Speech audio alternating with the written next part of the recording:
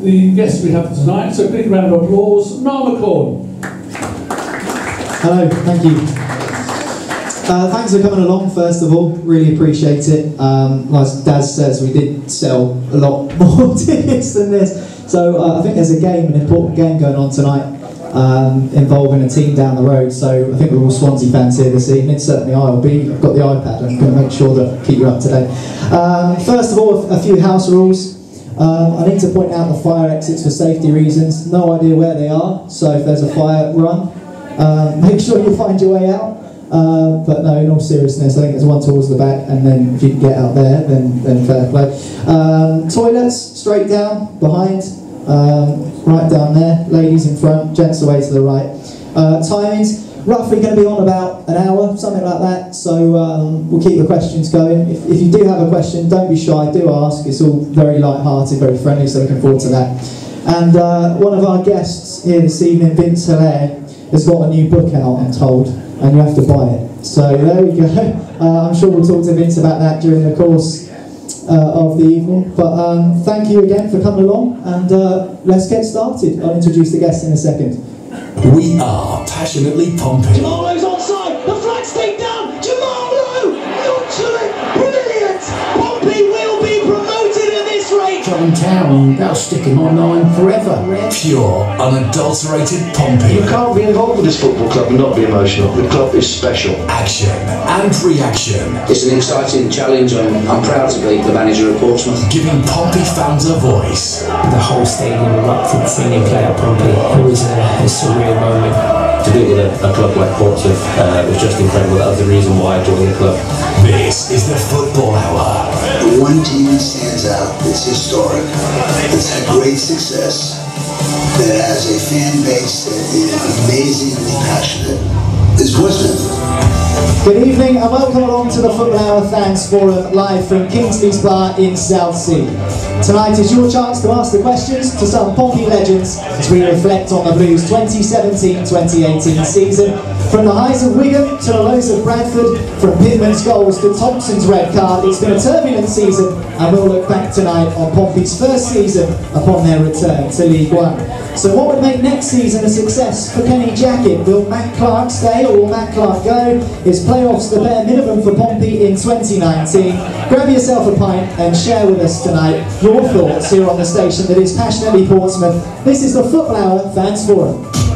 This is the Football Hour, 93.7 Express FM. So good evening to you, welcome along to the Express FM Football Hour Fans Forum, brought to you from Kingsley's Bar here in Osborne Road in Southsea. My name's Niall McCaughan, absolute pleasure to be here with you this evening. It's also been my pleasure to bring you the Football Hour this season. It has been a long 10 months, I can tell you that, up and down the country, another up and down campaign as well for Pompey. And I worked it out, this is how sad I am and how much time I've got on my hands. I've hosted over 100 radio shows this season covering Portsmouth, which is a lot of me talking and a lot of you guys listening to me talk, so really appreciate you taking the time to listen to me one more time this evening. So I thought, why not, instead of hearing me whittle on one more time, invite you all down here to Kingsley's Bar in Southsea so you can ask the questions to the people that matter a lot more than me, the people you want to hear from. Our great panel of guests who I'll introduce shortly. But first of all, I need to go through a few things with you. Just a polite reminder that tonight's Football Hour Fans Forum is being recorded to be played out on Express FM at a later date. So if you could refrain from swearing when you have the microphone, that would be fucking brilliant. Also, I want to say a huge thanks to Steve Kingsley for allowing us to host the Football Hour here tonight. I've heard he's just announced it's a free bar. Sorry, have I written that down wrong, Steve? Right? Yeah, I think I might. Look at him twitching over there, look at him. Everyone can see and hear, everyone at the back, everyone okay? You're all good over there, you can hear, good? If not, so you can hear, be fucking fine. So don't worry about that. Also, Darren Gamblin, he'll be wandering around the floor this evening taking your questions. So if you want to ask something, stick your hand up or flag down Daz. And he'll grab your question off you. If you don't know who Darren is, he's this really, really tall geezer here. And if you can't see him, he's probably stood behind a pillar somewhere. So there we go, make sure you flag him down. I'm not sure if she's here this evening, but I know Pam Wilkins was due to turn up tonight. So even if she's not, I just wanted to say that Pam's recently announced that she's stepping down from her role with the PST, and she really is such an unsung hero for our football club, and without people like Pam, I wouldn't be here talking about Portsmouth, because there wouldn't be a Portsmouth FC. Simple as that. So I just want to say, if we can give Pam a quick round of applause. Hopefully she hears this at some point. So well done, Pam, and we wish you all the best. But finally, again, before we kick things off, I just want to say a big thanks to all the guests that have turned up this evening. Really appreciate it. And we're hoping for a good evening tonight, and 3-0 to Swansea. That'll do, all right? We look forward to that. So time to introduce our panellists. First of all, our first guest, he's the author of the books Played Up Pompey and Played Up Pompey 2. He's been covering Portsmouth since the year 2000, if I've done my research-ish, we'll give myself that. Brian Howe called him a fifth-rate journalist. I thought that was a little too generous from Brian, to be fair. But there we go. He was highly commended, in all seriousness, at the 2017 British Sports Journalism Awards. So please welcome the Portsmouth News Chief Sports Writer, Neil Allen.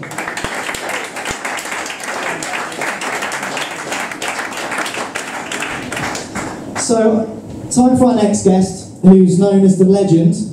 No goalkeeper in English football history has played more games for a single club than he has. 801 times he played for Portsmouth in a 22-year career.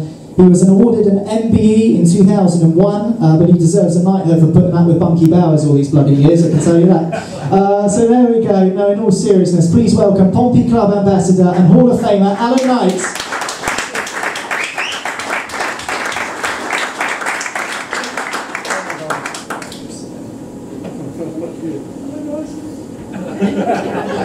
Our next guest played for some great clubs in his career, including Crystal Palace and Leeds United, and San Jose Earthquakes, whoever they are, Vince. In 1984 he joined Portsmouth and went on to make 174 appearances for the Blues, scoring 27 goals. Along with Southsea, he was part of that infamous promotion-winning side in 1987 under the great Alan Ball. And I'm told the biggest achievement in my career today is getting him to show up today. So that just goes to tell you what you need to know. His new autobiography is entitled Vince. It's fantastic. I'm looking forward to talking to him about it tonight as well. So please welcome Vince Hilaire.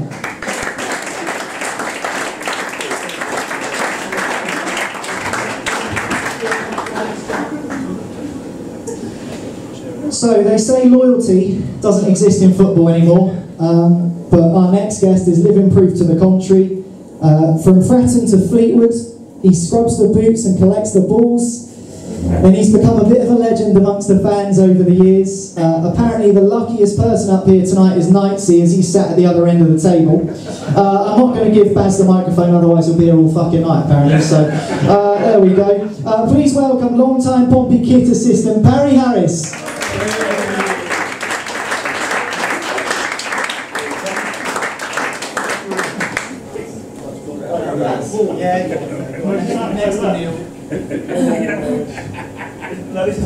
Unlucky Neil. My next and final guest is an author.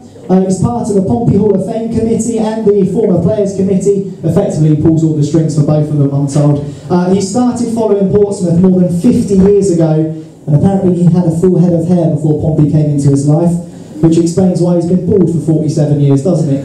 Please welcome Jake Payne.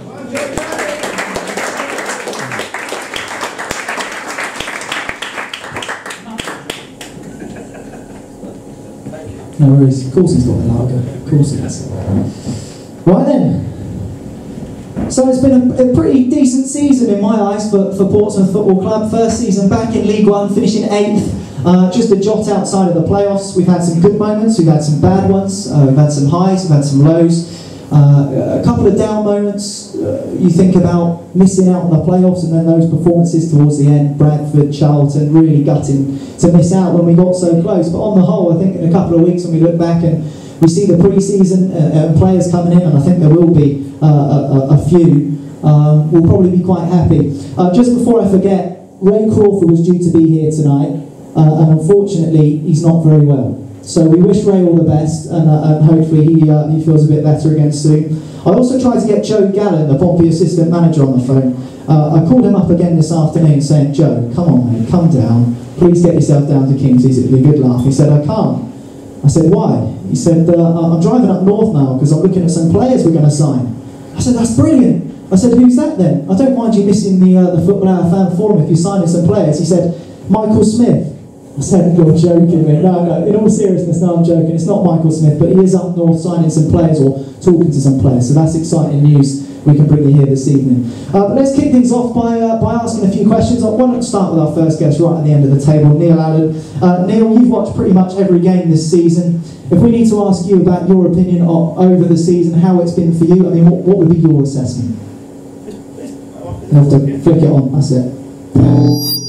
Hey, Neil's here. I'm only used to pens. So that's just working now, is it? It's all good. Okay. Hopefully I didn't deafen all the audience here. So, I think it's been a good season for Pompey, isn't it? At the start of the year, no one was expecting Pompey to challenge for promotion anyway. And how it's panned out, flirting with the playoffs, I suppose, and obviously deficiencies in January which weren't really addressed. Disappointing transfer window then. And Pompey really, you lose 20 games in the season, you don't really deserve to make the playoffs or get promoted, let's be honest. So I think it's been a good season, one to build on, back at this level for the first time in 4 years, isn't it? So it's been encouraging, let's say, but still a hell of a lot of work needs doing, but a good foundation to build on. Nice, so you've sat in the Express FM commentary box for pretty much every game this season. I can't think of too many you missed, which, I tell you what, that's an effort to do that. It's been one of those seasons where it's hard not to be disappointed when you miss out on the playoffs, but on the grand scheme of things, I wanted a top 10 finish, we've got that, and I suppose it's just build on it for next season, isn't it? Yeah, I think, like Neil said, I was a little bit disappointed, a bit like everyone. I felt we were good enough to get into the playoffs, but unfortunately we fell short at the last hurdle. And you can look back over the course of the season and try and pinpoint certain games or reasons for just missing out. But as you say, at the beginning of the season you were happy with the eighth place. You'd have been happy with 8. He's been to every game, by the way. I missed a couple. I was poorly for the but yeah, there is that little nagging thing that if only, but as I say, overall I think I can't be too harsh on the lads or Kenny and everyone. I think in all it was a decent season, just as I say, just tinged with a little bit of disappointment. And the only real upside for me was the fact that Plymouth didn't get the play. If there is an up, that was the up for me. But no, next season, as I said, I think if you're looking to progress, which we have, in all seriousness, but next season I think it's got to be a minimum of a playoff place. And then you'll see progression, which everyone keeps on about. So yeah, if we can do that, then I will be a lot happier next season. Jake, I'll come to you next. Paul Cook was one of the lads, wasn't he? Loved a pint of lager, loved going out and about and meeting the supporters. Kenny Jackett, a bit chalk and cheese. How do you think the manager's done in his first season compared to what we had before? I think he's done okay. I mean, he's been there with Wolves and Millwall, and he's got a couple of sides promoted. I just think he was just a bit short of players this year, and Knights has alluded to the transfer window. We could have done with maybe a bit of experience in the middle, play alongside the young lads who were there at the time. Never happened, and I think that could be one of the main reasons we didn't make the playoffs, personally. But yeah, chalk and cheese, Cookie and Kenny. I've been out with Cookie as Malcolm Dress at the back there, and yeah, he certainly has a good night out. Yeah, I think Bottles of Bud was his favourite tipple, and I think yeah, bar 38 are going to miss him. Vince, you've played with some unbelievable players in your career. If you look down, we were just talking beforehand, before we came over to Kingsley's, about players like Brett Pittman, how much of an impact they can have on the field in terms of their goals. Obviously, he's the Pompey captain. what are you thinking when you're a Pompey player and you've got the likes of Pittman as your captain? He offers you that goal threat. I mean, do you kind of just have to think, right, he's our key man, we've got to get the ball to him? Well, absolutely. You can't argue with the amount of goals he scored this season. But then if you look at the next, I ain't got the facts in front of me here, but the next highest goal scorer was quite 8 goals, yeah. Quite a way behind. To get, in all fairness, to get promoted, you need at least 3 players to get into good double figures, the higher than the double figures, and we weren't quite able to crack it. But I'm just looking at the amount of times we came away from Fratton Park disappointed with defeats and whatnot. But if we maybe those defeats, not necessarily winning them, but if we'd come away from with a draw, just 5 draws would have got us in the playoffs. I know the fans want us to keep going forward and we should be a fortress, but when you look back on it, you think, well, actually, we just hung on in there, not giving the late goals away, or a better first half performance. 5 draws would have got us into a playoff situation, and then anything could happen. But no, going back to what you originally asked, was a bit long-winded answer. Yeah, you need at least 3 players in double figures, and now hopefully the manager will address that in the summer. Yeah, let's hope so. What Joe Gallen says is true, and he's going up there. Hopefully he can sign us another one who can score a few goals next season. That'd be nice, won't it? Barry Harris. We've only won twice at home this season. Once on the last day, in 2018, I should say. Once on the last day, and once against Oxford. What's it like down on the touchline, watching from the sidelines? I mean, because I know you wear your Pompey heart on your sleeve like everyone else does. What's that like for you? Well, I've always enjoyed being down there with the officials and the management team. I believe they watch the game in a lot different light to the fans do. You need the fans because the fans pay the players' money. But if you really speak of missing promotion, I think there's 2 reasons we missed it. The bad January we had, and then we picked up. But the 3 games, Bradford, Charlton and Bury, I think that at the end of the day cost us.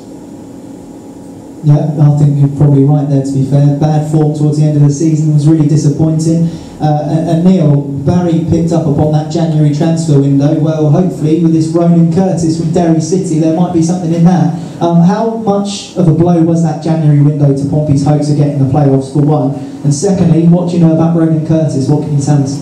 Well, Ronan Curtis is sadly not an experienced central midfielder, which Pompey desperately need. But he's an attacking player, which Pompey need, hopefully with pace. Hopefully he can play on the left or at front, we'll find out. But yeah, you go back to the January transfer window, and I think when reflecting on this season and years to come, it stops at January transfer window for me. We're always thinking, what if, and underwhelming that window springs to mind. And there's no doubt Pompey tried to sign an experienced midfielder, no question about that at all, but they didn't. And instead they signed a number of loan players. I mean, do you buy all this stuff about how the chain of players, one player needs to leave one club to make a space for another player to come in? Do you think, well, that's true? Well, I'm sure it's true, but did they sign anyone in January? Did they sign an experienced midfielder in January? No, full stop. And has it cost them? Yes. And as they know that, if buts maybes, they might win for Ronaldo, but he didn't come here, but at least they tried. It's just, that was a key moment in the season, that transfer window, and they recruited some young loan players who didn't necessarily do a lot, to be honest. And it was the turning point of the season for me. And obviously they knew Danny Rose was injured, Stuart O'Keefe was injured, and they had an awful time on the pitch for a few months as well. Lack of numbers, lack of experience, and it was costly. And unfortunately, again, I know Pompey looked at players, they looked at Hansen, didn't they, at Derby, and it didn't happen. But that's been costly for me in the season, which for me still been an encouraging season. Vince, you were talking earlier on about the central midfield, Danny Rose, Ben Close. You don't think it's a coincidence that when Danny broke his leg, the results tended to slip a little bit? Well, I just mentioned it to Alan. The work they did was a little bit, it wasn't noticed. And I thought the 2 of them were getting a little bit of an act together, and it was no coincidence the results took a little bit of a downturn and he broke his leg. and hopefully we'll see him back ready to go again, because I'm a big fan of both of them, Rose and Close. I don't know, some of the fans, might disagree with me, but I like players that get the ball down and play simply and not complicated. Yeah, they get on with their job, certainly do. At Knightsey, what was that like watching the Bury game, seeing Luke McGee make that mistake? As a goalkeeper who played 801 times, I ain't going to say anything else. But Luke McGee, as a young lad, he'll have to learn from that, won't he, really? I mean, you must have been sat there thinking, oh, I know what that feels like. Well, he knows what I'm going to say, because obviously the Blakey Wimbledon, it was Vince's fault because he never shouted at me. But it will probably live within, well, throughout his Pompey career, yeah, I mean, people will bring that up. But yeah, I mean, it happens. I mean, he didn't do it on purpose, he don't do it on purpose. And it's been a funny season for Luke. I mean, going on the goalkeeping situation in general, obviously when Hendo come in, unfortunately for him, he gets injured and put a bit of pressure on him, but he reacted in a positive manner after that. Put in a couple of decent performances after having a little bit of a wobble. But it was nice to see Bassi play. I know I'm going on a little bit here and off the main subject, but it was nice to see Bassi come in. But I think the main thing, I was talking with the analyst guys at the club, over the last 3 or 4 years, to be a Pompey goalie, you're not being overly worked. It's all about your concentration levels, and I felt that Fordy did very, very well in that respect with the promotion side, was that obviously at his age, Fordy, with no disrespect, he didn't have to be diving around all day long, but he come and he was dominant in the area, and that's what the team needed. The year prior to him coming, we had 6 keepers, and I think that cost us going up that year. So I think it's more about, at the moment, the way Pompey are. I think we've got, 3 of the best centre-halves in the league, with obviously Clarkey, Burgess and Jack. And I think when they're on their game, it's all about, as I say, concentration levels. When you are needed, you've got to be ready and sharp. And it's easy to switch off. If you're Luke McGee and you see Stephen Henderson coming in, and there's rumours that he might be coming back for next season, I mean, what are you thinking there? I mean, even if you're Bassi, what are you thinking? You just made your debut, he must be buzzing.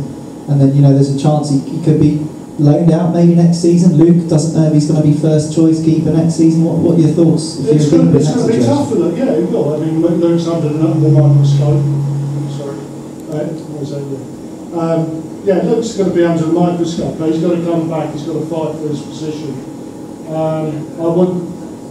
Just going back to obviously we were talking about the recruitment in the summer's going to be key. It'll be interesting when they retain this, who's going to stay, who's going to go, comes out, and that comes out at the end of the week, Neil was saying. And I think there will be a goalkeeper coming. And that's with no disrespect to the guys, it's going to be, Bassi needs to go and play games. It's been a wasted year for the kid. In that respect, he's been sat on his backside. And you need to be playing games at his age to get that experience, because everyone says, as a goalkeeper, you need experience, but then they say, you're not experienced, and who's going to allow you to come in? Because you're going to make mistakes early on, as Luke has. So it's a catch-22 situation in lots of ways. So that, for me, obviously I've got my ideas about the goalkeeping side, but I think there will be another goalkeeper coming. Jake, another young player we've got, and a few people are wondering if he'll stay or if he'll go, and I'm sure a few people out there will be asking the same question. We'll get to that. How good is Matt Clark? Is he one of the best defenders you've seen at the club in the last few years? He's got to be, hasn't he? Yeah, I would say he is, because he's just consistent. I mean, that's what you get with Clark. I think he's a 7 or an 8 every game, it's just the way he plays. There's rumours going around that he probably won't be at Fratton Park next year, but they signed him on a contract. I think they give him 3 years back, probably February, was it? Or January, February, give him a new deal. And so if anyone comes in, they've got to pay some money for him. But I'd prefer him to stay. I think, I know Nicey just said about Jack and Burge.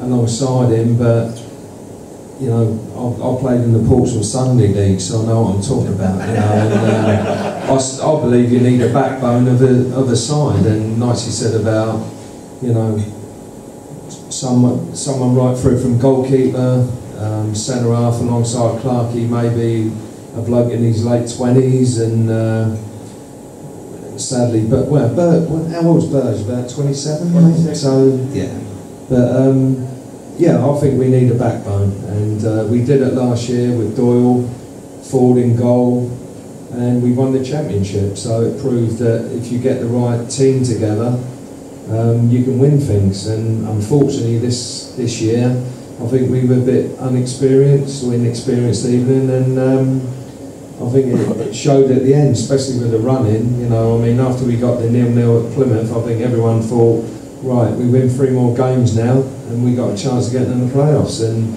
Bradford 3-1, Charlton at home. I think I wouldn't say we rolled over, but we didn't play well. And then going to Bury, who hadn't been well, they won a game in 14. You would think you'd go to Bury and get a result, and it just didn't happen. So sort of petered out in the end.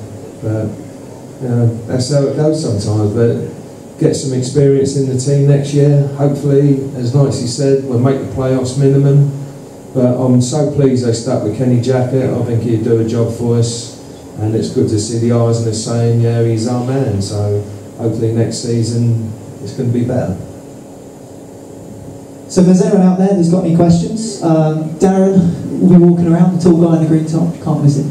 So if you've got a question, flag Daz down. Don't be afraid to ask any questions, otherwise I'll run out of steam before too long. I've spent all my questions. So do make sure you ask the guys some questions. I want to know, we talk about strengthening. We've seen Steve Evans at Peterborough, he's put 13 players on the transfer list, Neil. That's a lot of players. I mean, I don't think there's going to be that many coming and going at Portsmouth this summer. I mean, would you agree with that? Yeah, it's obviously when this broadcast goes out, I suppose we might never retain this at that stage, but it seems quite obvious what Pompey are going to do this season. And as Jake touched upon, Matt Clark, keeping him is going to be essential, isn't it, really? And the side that won the League 2 title, a lot of that was funded from the sale of Adam Webster. So you can imagine that if Pompey do cash in on Matt Clark, hopefully they won't, but it's a realistic proposition, isn't it? Get well in excess of $1 million, and then hopefully that can build a side. And the whole phrase about eating what we kill under the eyes, they're not going to throw money at the team, but if Pompey can generate funds through the sale of players, even losing the player of the season, Matt Clark, that can go towards rebuilding the team. And we saw it years ago, wasn't it, with the Harris team that won the Division 1 title as it was then, and that was funded through the sale of Peter Crouch. So they might have to do that, and that's, for me, Pompey need probably 4 or 5 players. The squad needs strengthening, no doubt about that as well. A lot more experience. So work is to do there, isn't it? They need a left-sided midfielder. They need a striker at least, and then a couple of central midfielders. They probably need a centre half. They might need a left back. There's work to do there, isn't there? And but you don't expect many to leave Pompey really in the close season, other than those that are retained. Vince, if Matt Clark left, would he have to go to a championship club in the top half? Because in my opinion, if he leaves and goes to a bottom half championship club, is there much point? None at all. He'd be better off staying where he is. I'd like to see him stay there. There's a lot of speculation about his future, but it'll be down to him and maybe his agent to see if it will benefit his career leaving Portsmouth at this stage. I mean, this club in the championship would get more than enough airspace, and he'd get all the recognition he needs. So if the club do their work properly, I think it'll give us another at least half season, and then go again, because we've got as I see it, there's 2 other good centre halves at the club that can play with, and then listening to Neil and the other 27 players we're going to sign during the course of the summer. One of them might be another centre half. No, I don't see any benefit in leaving this club unless you go into a sort of top third championship. Yeah, I'd agree with you there. Also, 2018, come the 17th of this month, it will be 10 years since Portsmouth won the FA Cup at Wembley. So it's been a very fast decade, lots has happened, as we all know. One man who was there was Barry Harris. What do you remember of that day, Baz, winning the FA Cup at Wembley? Can you believe it's been 10 years? I can't really believe it's been 10 years, but that's probably my happiest day of my Pompey life. I never thought I'd ever be on the pitch with the cup in my hand. Yes, it's a wonderful day. Harry was a great manager. Harry Redknapp was the sort of person who knew what a player could do. He wouldn't ask a player to do anything else. He wasn't good enough for me to get rid of him. Harry was probably the best tactician of every other attacking player. You know, I've got to give a lot of praise to Harry over that team. But the whole team, from David James right through to the forward line, we had a wonderful side then. Unfortunately, it broke up, and yes, we went back to Wembley 2 years later. I think that was just spite, because we wanted to prove to people we were still a club and we were in a mess. And we gave Chelsea a good game. And now, going back to what you said about Wembley, that was a wonderful day that day when we won the cup. And going into Europe, going to Wolfsburg and going to Portugal, there were days I'll never forget in my life. Someone told me once, Baz, that you were in charge of the passports for the UEFA Cup. Apparently you opened Carney's passport and there was nothing there. Well, what happened, we played a game in Portugal that went into the next day. And Chris Neville, the fitness coach at the time, liked the players to go on an ice bath after the game. But I remember Harry saying, not this time of night, we'll take them swimming in the morning on the beach. So Kevin stayed with the team, and I went in the kit van, and they gave me all the passports to get checked in. So they just had to walk through and get on the plane. In that process, I happened to have a look at Canu's passport. Date of birth wasn't there. No one really knows how old he is. 62, Jake tells me, you would know. So yeah, anyone got any questions for the gents up here on the panel? Go ahead. Question for Niall and a question for Neil as well. A lot of talk this week's been about signing experienced players, but the first player we've been linked with this week hasn't played in the Football League. What's your personal view on that?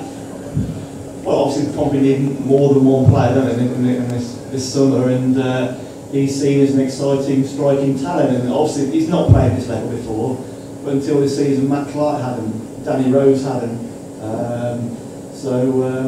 there's a few, but I've not seen him play, so I can't really comment. It's difficult to prejudge a player in that respect, but Kenny Jackett's obviously scouted and thinks he's decent talent, and but Kenny said repeatedly he needs and wants experienced players in the team. He also needs youngsters in there as well, no doubt about that, but he wants experienced players, and I think we all agree that Pompey have lacked experienced players at crucial times of this season. So, but again, I don't know so much about this lad they're looking at. Hopefully he's pacey, because Pompey lack pace, don't they, throughout the side, especially in attacking positions, so hopefully he can offer that. But yeah, they still need experience in that team in key positions, and even the goalkeeper, okay, said that obviously the reason for bringing Henderson was for experience there as well, so he might revisit that one. But yeah, we'll see how he is, but the indications are that Pompey are going to sign this lad for substantial fee, apparently, whatever that means, and we'll see how it turns out. Would you say that was the end of Naismith, the end of Kennedy maybe? Yeah, well, Kennedy, I think he won't be back, will he? Because for me, Kennedy had some good games, especially early on, but Kenny seemed to make up his mind about him quite quickly and didn't trust him really. He dropped him out of the team when Kennedy wasn't necessarily a bad performer. So we won't see him back. Naismith, again, it depends on when this comes out, but I can't see him staying, but hopefully I'm not making it look too stupid if he's staying when this is announced. But Naismith's a different one, isn't it? Because we were chatting beforehand about Naismith's best position, which in the promotion season was definitely his number 10 behind the striker. He's rarely played that in the Kenny jacket, and he's been given a run in the team at the end of the season, and he's not really contributed a lot. 1 assist all season in the league and 2 goals. Not good enough for a player of his standard, unfortunately. So I cannot see Naismith staying. So we shall see. Yeah, I'd agree with you there. I think it did throw me a little bit when I saw him start against Peterborough. Yeah. I thought that might have been it for him, you know, to be fair. Cal Naismith. It threw us all, really, wasn't it? Because Kenny actually said, oh, I'm resting him for this week, he needs a break. You think, well, there's only one game left. He'll get a hell of a break in the summer, won't he? And then he brought him back into the team as well. You can never write off Cal, really. Paul Cook tried to write him off many times, didn't he? He always came back. Yeah, for me, the way he came off the pitch Saturday, he sort of spun round, implored all ends of the ground, came off the pitch and applauded again. It looked like a farewell, didn't it, really? And we'll see on that one. Yeah, Knightsy. We all were singing Cal's praises at the end of last season when he was scoring the goals to get to the League 2 title. We could see the end of him. There's no room for sentiment in football. It's something we've said many times over the years. I mean, would it be a thanks but goodbye for you from the end of this season? I mean, he's no doubt, and the man's got talent. It's the attitude I think a few people are questioning. Yeah, I mean, it's been a tough one for Carl this season. I don't think anyone will forget the contribution that he gave in getting us promoted last year. I think that'll probably go down in Pompey history. And he was a big part of that. This season's been a difficult one for him. He has seemed out of sorts. He's not been the goal we all saw at the end of last season. We all know that he was playing in the youth team then, and he reacted. And maybe that was the man management of Paul Cook. Whether it was always a little love-hate relationship that they had, and Carl always wanted to prove him wrong or whatever, and that really hasn't ignited this season. Probably be as harsh as though everyone has a sell-by date in football these days, and it might. You played till you're 40, didn't you? Well, no one else has done that. But yeah, it might be time. It might be time. Only one that can answer that is really Carl and obviously Kenny. I mean, that conversation I'm sure will be had. It does, if I'm being perfectly honest, look like it possibly is that time for a part with the waves, but as I say, you never know in football. But yeah, it's a tough one after what's gone on before. And as I say, I think we could only wish him the best if that is the way that it goes. Like everyone keeps saying, by the time this goes out, that could have all been done and dusted. Yeah, go on then. I think for me, Cal was probably the best player of the season last year, because the way he finished the second half of the season, in that number 10, he scored goals, he got assists. It was absolutely sensational. And I love the fact how he battled back from being told to train with the kids, transfer listed. He was phenomenal in that running, probably the most influential player. But and we shouldn't forget that. And as has been said, he'll be rightly remembered fondly from this football club for his part he played in that. But unfortunately, it just hasn't worked out for him in this season. However, we should remember what he did last year, because he was sensational. Yeah, good character as well, isn't he, Cal Naismith? Great character as well. Great lad. And he did keep battling back time and time again. And I remember I've asked Cook many times when he was here, was it man management, the whole Cal Naismith thing? He would never really comment on that, but he did get the best out of Cal Naismith that Kenny Jenkins not quite got out of him this season. And Cal's perhaps that sort of player, the manager has to keep doing that. Kelvin's got a question? Yeah, just reading between the lines there, it looks like we're not going to have much of an increased budget for this season. So, a couple of little questions. What does actually trust the process mean? And maybe, as regards the budget, as Neil said earlier on, if we end up selling Matt Clark, like we did Steve Foster in '79, that helped us get a bigger squad and better players for that time to help us get promoted out of the old 4th division. That's going to be for Barry, isn't it? Barry Grass. I'd just like to make a comment about Carl Naismith. Yes, as the two gentlemen just mentioned, lovely character, and he had his backside kicked by Cookie when he was training with the kids. I'm just wondering if the lower league, which is League 2, was his limit, and perhaps Kenny knew this, knew he wasn't going to perform in this league. He hasn't really performed in this league for us, has he? No, good point, Baz. Going back to Kelvin's question, I think trust the process is an interesting one. Does anyone actually know what the process is? Do we only know what the process is in 5 years when they turn around and go, told you so, you should have trusted the process? We don't actually know what it is at the moment. I don't think, in all fairness to them, I don't think they know what the process is 100% at the moment. Because, no, but I'm just saying, I don't think they know themselves because they've never done it before. They've never run a football club before. They're learning on the job. But what they are is they're thorough, and they learn quick. And some of the things they know about the football club, I didn't even know. No, I mean, I agree. I don't know exactly what the process is, but I think that's more when they talk about the stuff off the field, in and around it, what they're looking. They've got a long-term aim, which I think is a time frame. It's a bit difficult. From what I'm hearing, anything between a 5 to a 10-year plan off the field, stadium, academy, and the infrastructure. Shorter term, I think they're very keen not to chuck silly money at it and allow a manager time to build.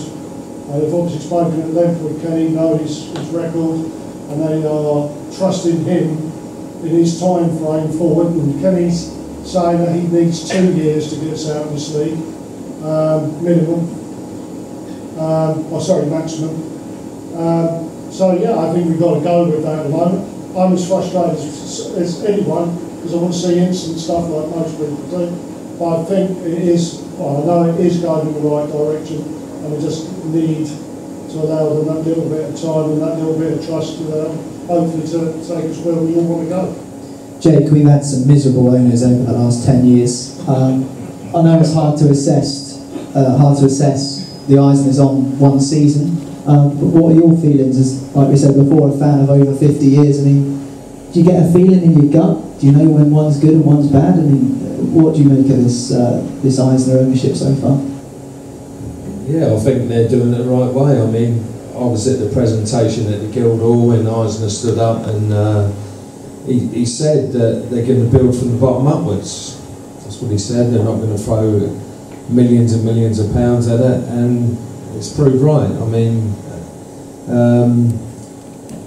we've been stitched up before by many, so, you know, administration twice, and we were nearly not a football club, so I'm happy with how it's going. I think with any owner of a club, if the club are winning, everyone's happy. As soon as they start losing, the fans on your back.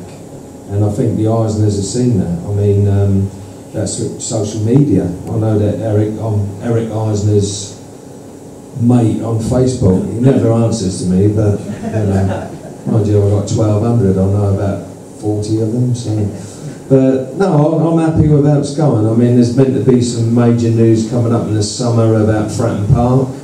Whether that's they're going to fill the corners in, or there's rumours going about that the Royal Box is going to move to the North Stand next season. You know, there's all these rumours going about, and that's what Poppy's like. It's like a village at times. But we'll see. I mean, but overall, I'm happy with how it's going. We consolidated. I think everyone, when we come out of Div 2, would have been happy to finish in the top 10. We're disappointed because the season petered out. But yeah, I mean, give them a chance. I mean, they've been in one season and we've done all right. And I think the fans should get behind them. That's the way I think about it. And also, I've heard, you may not know that Pompey have got a USA supporters club, and we meet, well, I say we, I'm always a guest over there. And Eric's meant to be coming to the San Diego one in October, so it'd be nice to see the Eisner family sort of get involved a bit more with the USA fans, so that's a good thing. Vince, I wanted to ask you about Pompey's style of play this season, because there's been a few moans and groans and grumbles about long ball and all the rest of it.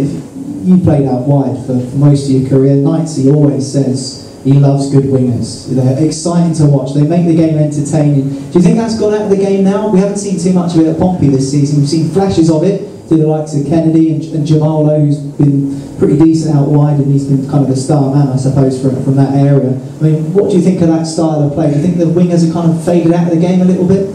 Well, no, they just asked to do a lot more work than my day, thank God. No, I mean, I've got to say, Jamalo, his improvement during the course of the season has been brilliant. we probably would have seen a lot quicker improvement if he'd had maybe some, as we've been talking earlier about signing experienced players, but if he had maybe more experienced players around him, we probably would have seen an even quicker improvement in Jamal. But you know, I've got high hopes for the lad, and the good thing about him, I think they stumbled on it. They should have persisted on it, because in Hawkins' case, I didn't like the fact that he was getting pushed from pillar to post. One week he was at centre forward. It's a young lad, and then next week he's playing at centre half. It's not, in my opinion, the way to go about things. You have to, give that player a chance, because they're very difficult positions to learn how to play. But in Jamal's case, he did. I think it was a couple of games. I can't remember the games off the top of my head, but he plays a wing back, which is.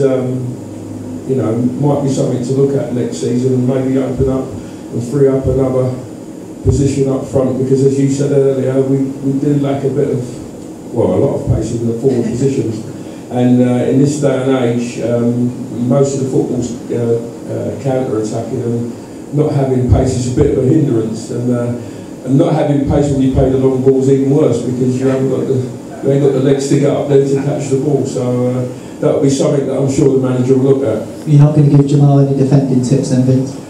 As soon as I learn myself, I could give him some tips. But he's a far better defender than me now. Vince, your autobiography is out at the moment. Yeah. What was that like to write? How long did it take? How long did it take you to sit down and go through some of the things you wanted to say? Was it easy to get it off your chest? Was it hard to write? No, it was quite easy really, because my full career, it took about 2.5, possibly 3 minutes to write about the good games and that, because most of the stuff that was interesting was my Pompey days, and that was all sort of off the field stuff. But not off the field like you think, but just interesting. What was that like to be a part of that team? I mean, 90, we've spoken about it before on the radio, 31 years ago now, 1987, Alan Ball. That was a proper Pompey team, isn't it? Yeah, you could liken it to. I've seen a few since I've left. Well, I've stopped playing and that. I've seen a few teams over at different places. I went over because I'm from London. Went over Hackney Marshes, and I thought our team wouldn't have looked out of place. They looked like a pub team. Seen some of the. You drank like a pub team as well, apparently. I think we were better than that. Forget about the football. I think we were world class in that department. But no, it was such an interesting bunch of lads. A lot of stuff said about drinking that. They're thoroughly professional, most of them. In fact, all of them. I shouldn't have said most of them.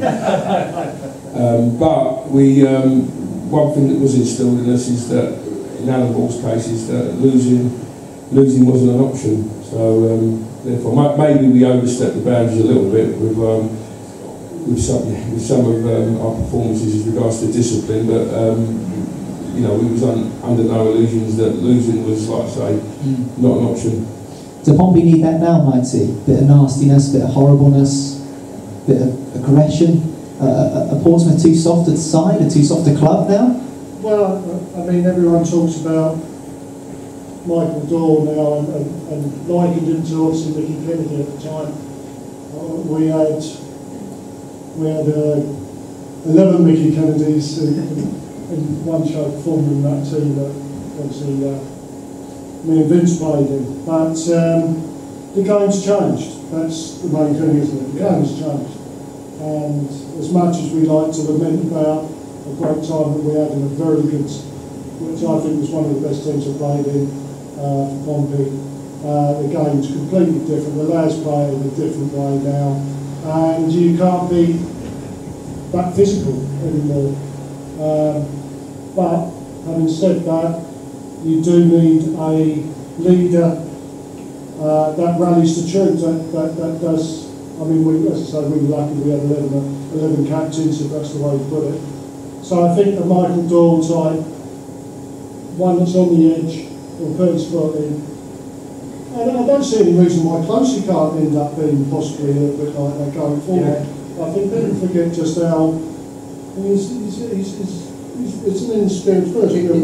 It's something in you. You got to understand when you run out of Fratton Park and the fans feel so passionately about their team, and the one thing you don't want to do, you don't want to let them down. But you do need a bit of a certain strength of character. When things are not going too well for you, you might have miscontrolled the ball, or put the ball 20 yards over the top, which I know well about.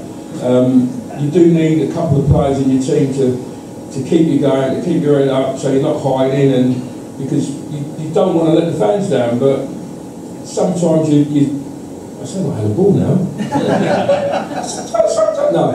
Sometimes your strength is your weakness, and I don't think sometimes when the fans walk away from Fratton Park disappointed with the result, realise that basically what they've done is help the other team by increasing the atmosphere and increasing the pressure on their own players. So you need 3 or 4 players to say, look, you've got to shut the fans out your head and get on with the game and get a result, and then we'll get the fans back on the side again. So when we have been going on about signing experienced players, but that's the sort of thing that you bring to a team. Experience is something. I'm definitely saying like balling. Experience is something you only get from playing in front of big crowds that they do at Fratton. Just got a question. I mean, between Vince and Alan, they played sort of 1,200 league games between them. So, and you say the game's changed now. Something that winds me up is it's win at all costs now. Stupid little things about someone's got a corner, and even I know the ball has to go in the D, either on the line or in the D, but they move it outside. Throw-ins. Referee says, right, that's where the throw is taken from. As soon as he moves his back, he's walking. He takes the throw in 15 yards from where the ball went out. And to me, that's come into the game, I wouldn't say recently, but it seems to be win at all costs. You could call it cheating, but I think it's instilled in the players now. I mean, I remember the Charlton game. Maybe Pompey would do it, the ball come in the box, the goalkeeper flapped the ball away, he's hit the deck, held his head injury, the referee has to stop the game. He didn't get bumped on the head. I was behind the Fratton end and he flapped the ball away and he just went down to stop the clock because Pompey had a bit of momentum. I just want to ask Alan and Vince if that was relevant in your day or whether it's come into the game within the last 5-10 years. Don't rush. Well, I did get knocked out at Grimsby by a fruit pastel. So, yeah, I did. We played up at Grimsby and we were trying to waste some time, and somebody hit me on the back of the head and I went down. And the referee come over and give me a blackcurrant fruit pastel.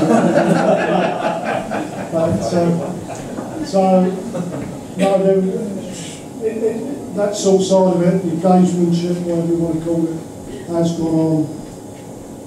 Yeah, I think it's always been there. I mean, I remember playing in a game and the ball, a player getting hurt. Someone in our team sportingly kicked it out, and the fella got treated. Said to the referee, the ref said to me, just throw it back to the other team, let's go again. And then in the background I had Mickey Kennedy say, you throw that ball back to that team. You can swear, go on. No. But he did swear. Suffice to say I was shaking the boots and I didn't throw the ball back. I did apologise to everyone on the other team. And they all knew, because Mickey Kennedy's philosophy was the only time he'd shake hands with the opposition was at the kick-off. And that's only because he was told to. It's been going on for a long time, Jake. And I don't think it'll ever change, you know. I'll be sure to buy some fruit pastels next season, I'll see whether. Dan's got a question, I think. Haven't you, Dan? At the back there? Well, I didn't know, but you put the pressure on me anyway, so I think it's something quickly.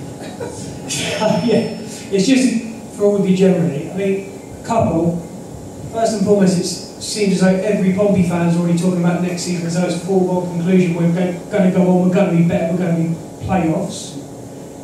Do you all agree with that? Do you think that is realistic? And second of all, how many players in the first 11 do you think need to change to make that ambition a reality? We've spoken about this before on the football hour, haven't we? And I'd agree with what Dan says. I think because we finished 8th, I think the natural progression is to look up and think we're going to finish in the top 6. And then you look at sides like Fleetwood and Bradford, who on the face of it started okay, they've had stinking seasons really, considering they're two sides that missed out on the playoff, on promotion so narrowly last season. You know, and they would have been hoping to go one better, and they finished mid-table. So, is it important not to get ahead of yourself too much, Neil? What would you say? You've got to have ambitions. You've got to have aims. Otherwise, what's the point? And Kenny and Joe Gallen, they said they were disappointed not to get in the playoffs this season. So they will be wanting to do better next year. It's just natural aspirations to build on what you've got and get better. It's difficult to judge at the moment because Pompey haven't even signed a player. So they haven't even had a chance to strengthen their side yet. So it's difficult to really assess accurately if they are going to be better equipped for next year. However, there are younger players that will be better next year. You'd imagine Ben Close a year on, Brandon Hornstrup a year on, Danny Rose back fit, Jack Watmore as well. So straight away you've got reasons to think that they can step up. And will they be like new signings? Do you think they'll feel like new signings? No, they'll just be better players when they afford the experience. But obviously, in terms of Pompey, will be looking to do better next year, won't they? But we talked about it earlier on. I think it'll be harder next year for Pompey to get promoted, purely because the sides are coming down. Burton, are coming down. Obviously, Sunderland. I know Sunderland are in freefall, but they're going to have money to spend, aren't they? And they're going to change the club around, and they're going to be up there as well. And it's going to be, for me, a more difficult season for Pompey next year. But it's going to be harder to judge if Pompey will be better equipped because we haven't seen the signings that are coming into the club yet. Yeah, we'll have to wait and see. I believe we've got a couple of questions from out there on the floor. Fire away. Nicely. You mentioned earlier on about Jake, Clark and Burgess. Right, I think it's definitely the best three centre halves. At times this season we do get a little bit deep. We play forward back sometimes. Rose and sitting deep as well. Do you not think the three centre halves you mentioned, that should be three centre halves? Close and Rose sat in front of them and then push wide players 10 yards up the pitch and go a little bit more attack-minded. Yeah, I mean, I quite like the idea of three at the back, to be honest. Well, you don't know he's done this little team there. I do. I think for that to work, your wing backs are very, very important. They've got to be comfortable playing that role. Which in the past when we've done it, that's been a little bit our undoing. But I think it'd be good if we can have that flexibility, and I don't see any reason why we can't. The full-backs we have at the moment aren't really attack-minded. You look at them. No, but I mean, it's like possibly. Like you say with Jamal, you see what's Jamal would be a white player. Could do that with his pace and if he can balance it out. I mean, one of the best teams I've ever seen Pompey have, which was Harry's team that got out of the championship when he had Taylor and Stone bobbing up and down. That was some of the best football I've ever seen play that half, to be honest. And that's why I like that sort of system. That's having the players within that system that are good enough to play in it. And as I say, in Taylor and Stone, I think they're two of the best wing backs, well, definitely in the championship. So yeah, I think it's definitely an option. I think it's one that Kenny's quite open to do. I think that again, it's all about the recruitment. That's going to be the biggest thing. Yeah. And it's all, as you guys know, it is all about the players. And if you can get them, Kenny seems quite confident that he's got players earmarked. I mean, we go back to the window. From what I'm told, and then going back to what we spoke about earlier, we missed out on a player because a certain club wouldn't let him go because they were saying they were going to use him. I don't know who this player is, but I got told the club were very frustrated with the fact that he didn't end up playing for his mother club. He was sat on the bench, and that this player would have been quite a big part, a big cog in the wheel, if that all makes sense. But yeah, it's all about the recruitment. But to answer your question, Chris, yeah, I definitely think it would be a very good option to be able to play that system. All right.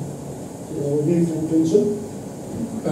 Well, the only drawback with that system, I'm a fan of that system as well. I think he's got the tools to play, but you do need players that can talk.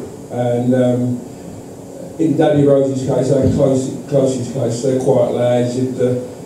All three centre halves are quiet lads. The goalkeeper, another quiet. In fact, they're all quiet. Apart from the centre forward, but he's a long way. But no, in all seriousness, it's a great system, but you need people talking, because obviously, you know, with Close and Rose dropping deep, you need one of those centre halves to say get away from us and push on, and you need the goalkeeper to talk to the other three centre halves, and you know, so it's a great system. But A, it needs a little bit of work this summer, and B, you need some talkers in the team, which goes back to about signing experience. Lovely. Any other questions? I think we might have a couple more. Right. Who's that then? Do you want a song or a question? I don't know what I'd rather sit through, to be honest. Go on, question or last less. Going along the panel, over the years, name one player that excited you the most and the reason why. Oh goodness me. I've got two. One's going to be a cop-out answer and one's going to be a weird answer. I was thinking the other day when I was sat in the car on the way home, Saturday actually, I really like Brett Pitman. He's the sort of player you've got in your team where not everyone likes him. A lot of people say he doesn't work very hard, but he scores goals. And when you're a kid watching football, all you care about is the people scoring goals. And I think someone said on Sky Sports, I think Gary Neville said, no one wants to grow up being a Jamie Carragher. And I think they're right. I don't know anyone who's grown up wanting to be a centre-half. If you have, and you've gone on to do it, then fair play. But goals are why you watch football. That's what's exciting. And to have one of those in your team, it doesn't happen very often. I think I looked through some of the stats, and I know Neil's done a piece on it as well for the newspaper about Brett scored, I think, was it 25 or 24 in the end goals this season. So, you know, to be that close to Todorov, and then he scored more than Yakubu did when he was here in one season. You know, the last person you've got to score that many goals was Toddy, and that was 15 years ago. And before that was Guy Whittingham, which was another 10 years before that. And as we know, Guy was a goal machine. So to have that sort of prolific striker was great. And another player, this is a strange one, and I'm glad I saw someone tweet about it the other day because it made me feel a bit better about myself. In 2009-10, we had a player called Nadir Belhaj, right? who was an Algerian fullback, and I used to love watching him play because he was just horrible. He was horrible. He get booked every game. He scored goals, but he was exciting. He was a bit different, and I quite like my sort of enigmatic players. That and Patrick Berger as well. Really liked him, but that's me. I'll stop boring you to tears now with these obscure players. I'll let Jake go on. So what I want to know is, how come when Kingsley got the mic, it never feedback? Because he's a pro. He's a pro. It's one for me. I mean, I saw my first game in 1967, so I've seen a few players come and go at the club, but the one for me is Paul Walsh.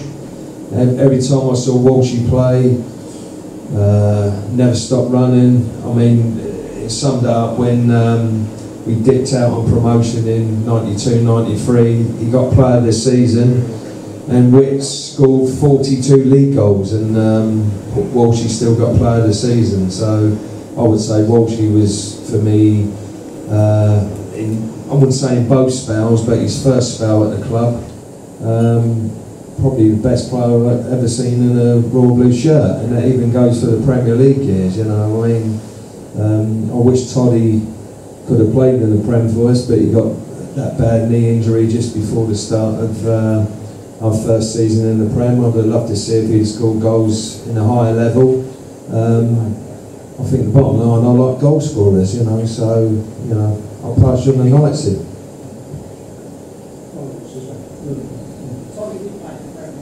Yeah, you did. But not too many goals in it. Not the first season. It was, should have had Whittingham, Sheringham even, and Toddy up front. That would have been good. Off you go, Al. Right, well, start with thunder, yeah, Walshy. Best player I played with, notwithstanding Vincent on the left here. But you've spoken about Paul. I think Paul could have scored. His goal scoring record won't have place. The rest of his work, we talk about where would have scored all those goals without Walshy. Walshy on the ball was something special, Moan more than, well, not more than anyone I've ever known, but could moan quite well, so that great player. Best I've ever worked alongside, not with, Kosnecki, even at the time of his age at 40 red Marlborough a day. The ability that man had and his love for football, and how he used to stay on it in the training, bending balls in the top corner, and he was a marvel to watch. Another guy that not spoke about, Vince actually spoke about him in his book, Ivan Golak. I know Saints, but what a guy that was. Yeah. A great pro, learned a lot from Ivan, a lot about his mentality, about how he worked. And yeah, I've been very lucky to play with a lot of very, very good players. But I would give it to Walshy. As I say, yeah, I think you just had to work with Walshy. You see him when he was playing in the Vets games, where you just used to give him the ball and let him go off on his own, we're playing with the ball, because he just couldn't get the ball off the guy. It was something special in that respect. But as I say, trying to think who else a bit more up to date.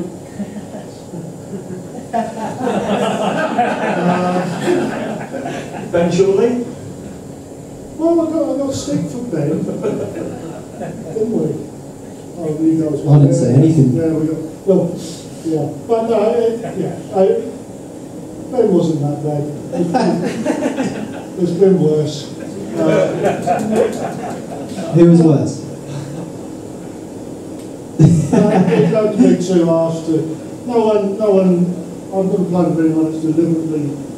That does have bad times here. I mean, the one who's had the worst time ever is your mate, Ian Baird. I mean, Baird, he hated every minute of doing that this football club. He used to come in from training and he'd be heads in his hands going, I can't have it. But he had to try to fill the boots of Quinny at the time. Yes, right. No. It was Quinny. But he was a good player. But it just sometimes people just don't fit into certain clubs. Go on, Vince.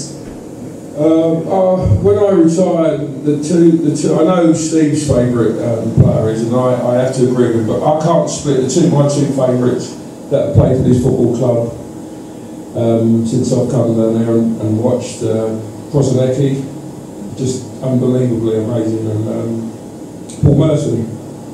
I like watching Merce because it was taboo for him to use his left foot, and he could do everything with that right foot. Brilliant. I love Merce. And the most athletic would have to be, and I've seen some really good athletes, but the most athletic would have to be Carno.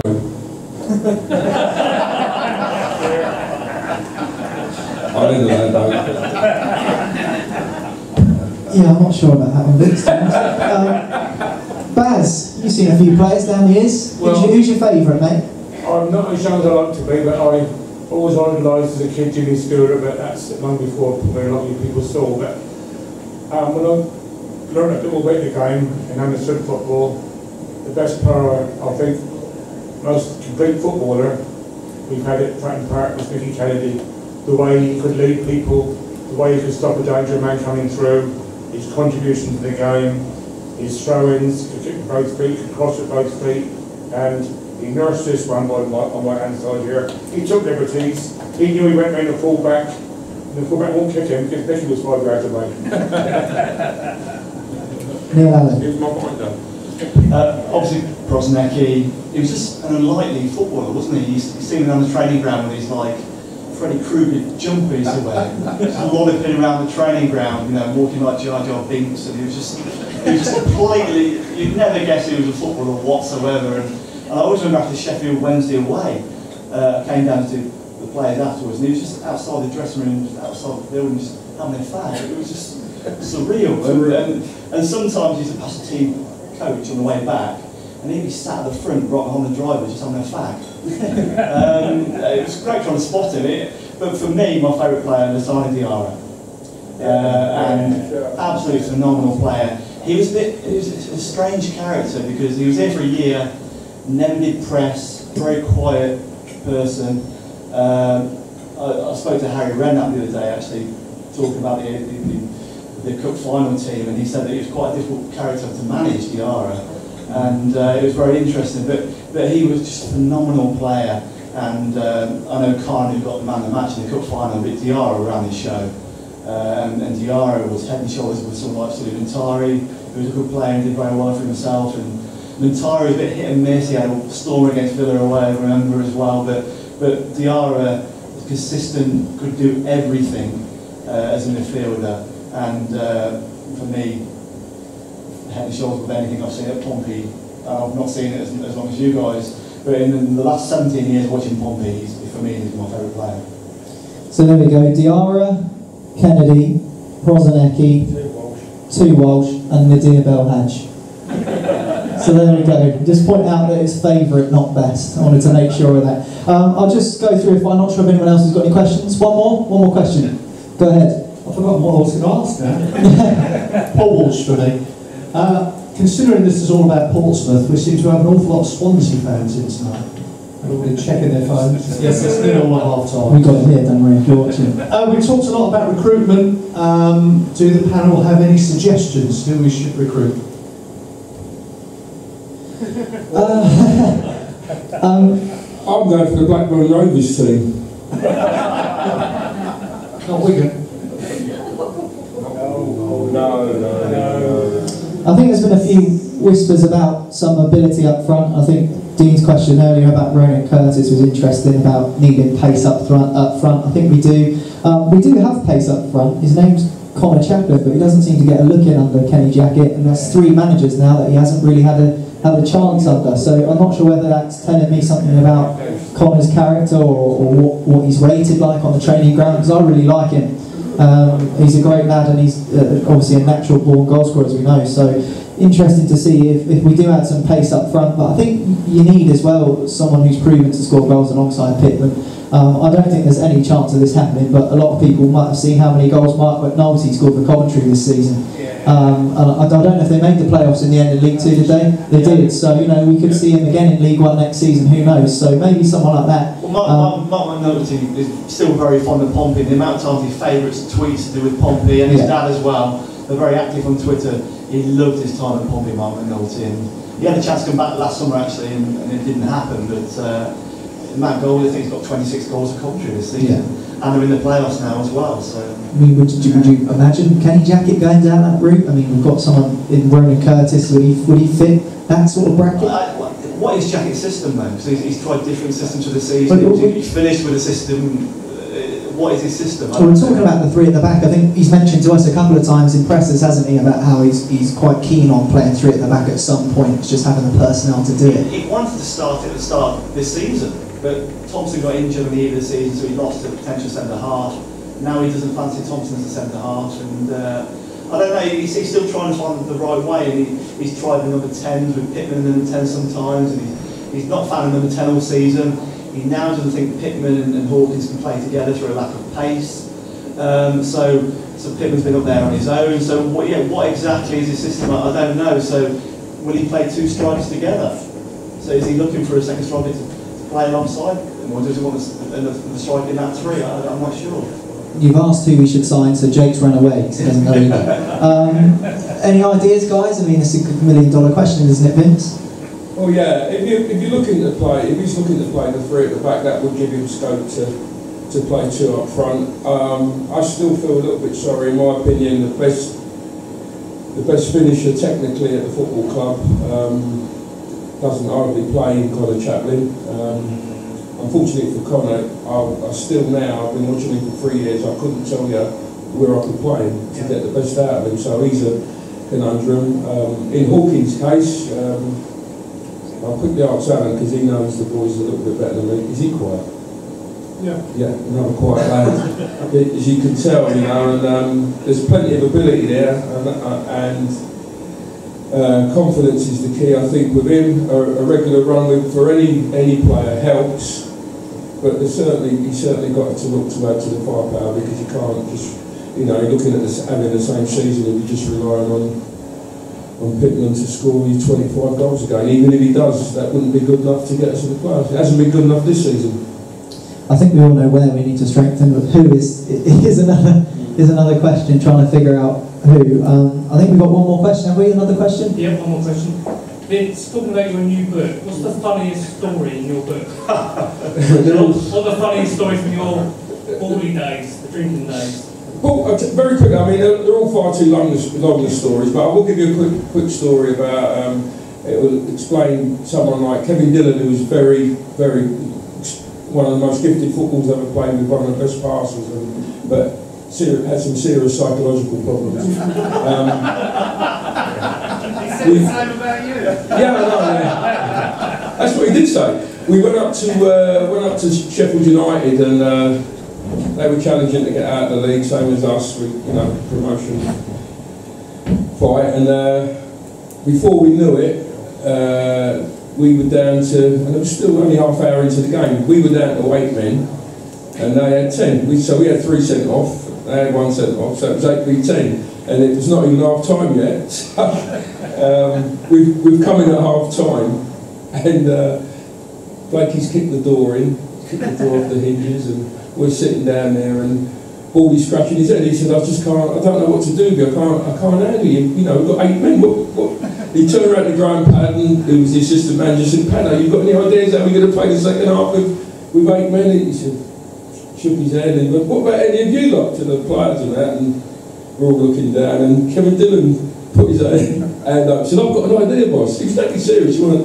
He said, what is it, Dill? He said, what we do, we get another one sent off, and they'll have to stop the game. You're not allowed to play with 7. Is that right? Is that right? He's looking around, and I'm thinking, Baldy's looked at him and saying, that just about sums you up. But that was quite amusing, that game. We only lost 1-0 in the end. Very good, very good. We're running out of time, so just finally, I want to ask the panellists what their views are on next season. How do they feel Pompey are going to get on? What would represent success for you next season? Jake, you first. Well, we'll definitely have a season ticket again, and I'll be there. I know we've talked about all night, bring some decent players in. Not saying that every player we've got at the moment isn't a decent player, they are good players, but if we can get the chemistry right across the pitch, the old backbone through the middle, I think we'll be okay. And as the lads have said, I think top 6 has got to be minimum for next season, no pressure whatsoever. I think we'll be okay. I think we'll do a good job next season.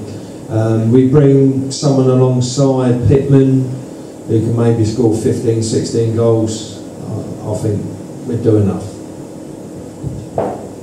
Yeah, no, I agree. As I say, I think the players has to be minimum.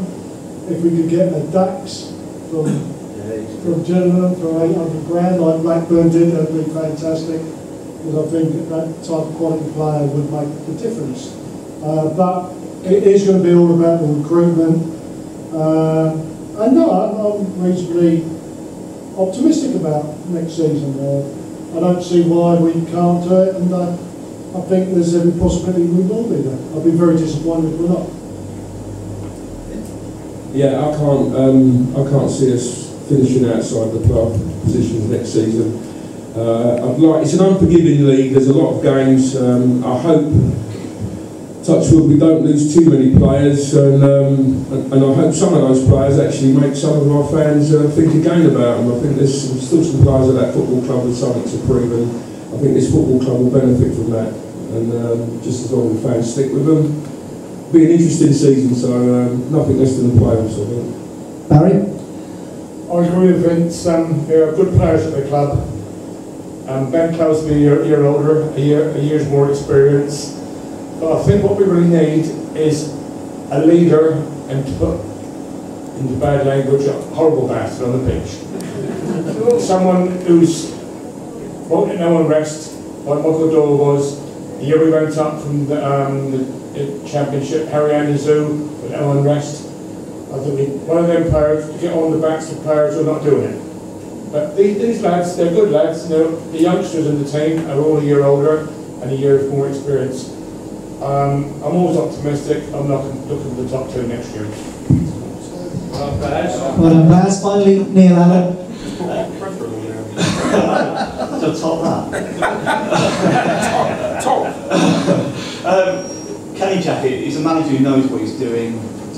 He's very calculated, he's very rational, he's very reasonable, and he doesn't need reminding what needs addressing his team. He knows what the weaknesses are, he knows what the strengths are, and he's the sort of manager you do trust him to go out and do that.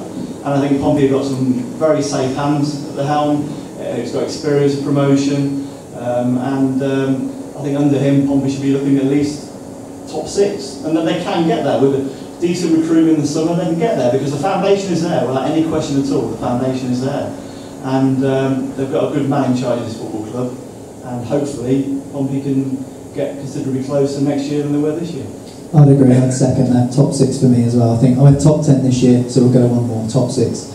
So Neil, Baz, Vince, Alan and Jake, thank you very much for joining me on the panel. Thank you very much as well for taking time out of your evening to show up this evening. Really do appreciate it. Thanks to everyone who's listened to Football Hour throughout the course of the season or listened to live commentary on Express FM. We'll be back next season, hopefully better and stronger, and hopefully we can do more stuff like this and see you again next time. So thanks for tuning in. I've been Niall McCaughan. Thanks for turning up, and we'll see you next season. Play at Pompey.